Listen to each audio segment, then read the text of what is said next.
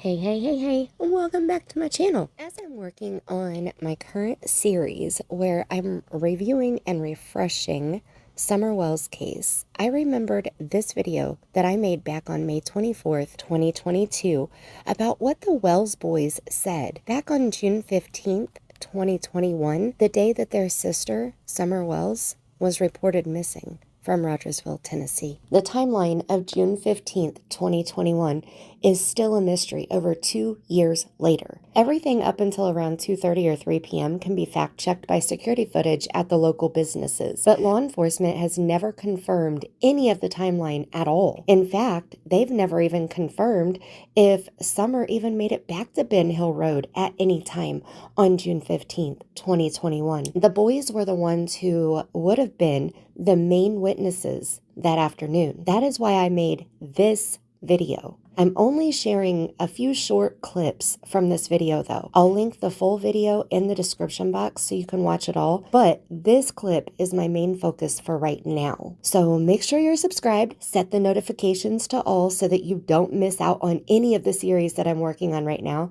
And please go ahead and smooch the thumbs up, please and thank you. Also, leave your thoughts in a comment. Have you heard Allie say this before? Do you think that Summer made it back home on the hill on June 15th, 2021. Let's go ahead and watch these clips now. Let's do this.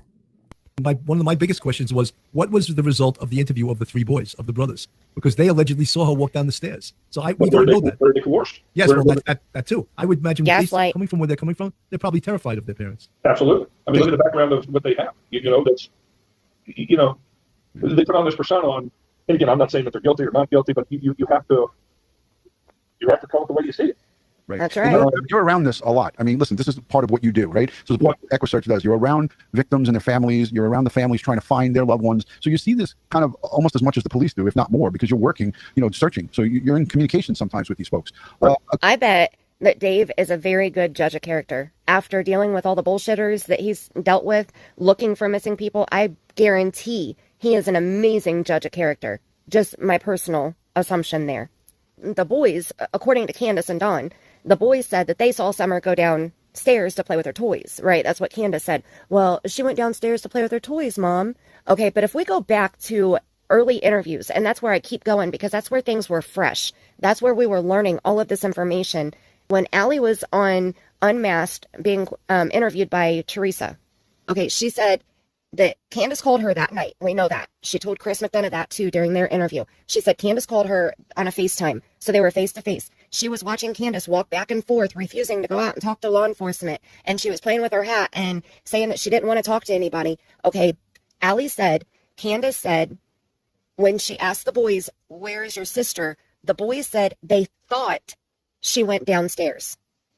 Okay, so if the boys are sitting there glued to the TV, if let's just pretend that this even happened. Okay, if Summer was never home after 2:30 p.m. on June 15th, none of this even happened. Okay, but let's pretend that this happened. Okay, the boys are sitting there, and this could have happened even if Summer was never even in the house between 2:30 and 6:30 on June 15th. 3 boys staring at the TV. They're oblivious to everything that's going on around them. I know how kids get when they are so submerged into a video game or a movie or a TV show. That's their only focus.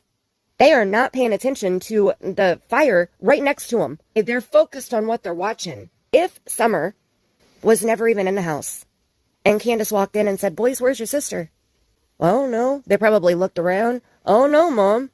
Maybe she went downstairs. Because that's the only other option. If Candace just came in the house from being outside, she walked through that first room. Summer wasn't in the first room. Candace walks into the kitchen where the boys are sitting at the table watching the TV. Those are the only rooms that are in the house other than the basement. So when they say, well, I don't know, maybe she went downstairs. Process of elimination. She wasn't outside. If you were just outside and she went out there with you, she wasn't in that first room that you just walked by. So maybe she went downstairs. It's the interview room interview that Chris McDonough uploaded. This is the uncut version of it that he uploaded on January 6th. And we are 31 minutes and 35 seconds into this live stream. Or this video, I'm sorry, it wasn't a live stream. So Allie is getting ready to explain the phone call that she had with Candace the night that Summer was reported missing. So let's listen. So, we continue watching football practice. After practice, we went to the drive-thru at the cookout. Now, were you guys together? Yes. Okay. We went through the cookout drive-thru because we had ordered dinner. We were waiting for our food. I turned my phone on, went on Facebook. There it is, plain as day. A picture of Summer missing that was posted by Hawkins County EMS. I said, Leslie, oh shit, she is missing. So I called her mom, told my mom what was going on. She goes, you're joking. I said, no, I'm not. So then I said, okay. But Mama Bear and me kissing. I called Candace, she didn't answer. We waited till we got here. I called again, she didn't answer. Hunter tried calling her, she didn't answer. My youngest tried calling her. She answered. Finally, she answered on my youngest's Snapchat. I said, what's wrong? She goes, Summer's calling. I said, how can she just be gone? I just seen you guys not that long ago. I said, what happened from the time you guys got home, from the time you guys left my house, up until she went missing? She said, we came home, we planted flowers on the side of the house. We went in Mom's camper to wash our hands. Summer wanted a piece of candy. Grandma gave her a piece of candy. She wanted to go play with the boys inside the house. Candace told me. She walked somewhere over to the house, let her go inside. She went back to the camper, fixed Mom's knee, which didn't even take 10 minutes. Then she went back to the house. And this is the part that's really important that she's getting ready to say. But isn't it funny how the script is exactly the same no matter who tells it? She fixed Mom's knee, which didn't take 10 minutes. She planted flowers on the side of the house. Just these little tiny alterations. And I believe that that's what Candace said, in my opinion. I believe that that's what Candace told Allie. I believe that Candace's story was not rock solid on June 15th yet. That's why law enforcement said, you need to tighten up your timeline a little bit more. Remember when Dawn told us that? The law enforcement was like, no, we need to know exactly what was going on in these time gaps. There can't be any gaps in the timeline at all. Remember when he said that? Okay, but listen to exactly what Allie says right here. Asked the boys if they seen their sister. They said, no, maybe she's downstairs in this other plank. And I said, did you just see their sister? They said, no, maybe she's downstairs in this other plank. She went back to the house, asked the boys if they seen their sister. They said, no, maybe she's downstairs in this other plank. They said, no, maybe she's downstairs in this other plank. No, maybe she's downstairs in this other plank. The boys said, no, maybe she's downstairs in the cellar. This is wrong. In the cellar. Okay, I don't know why she called it the cellar, but she's talking about the dungeon in the Wells house. The dungeon, the basement, whatever.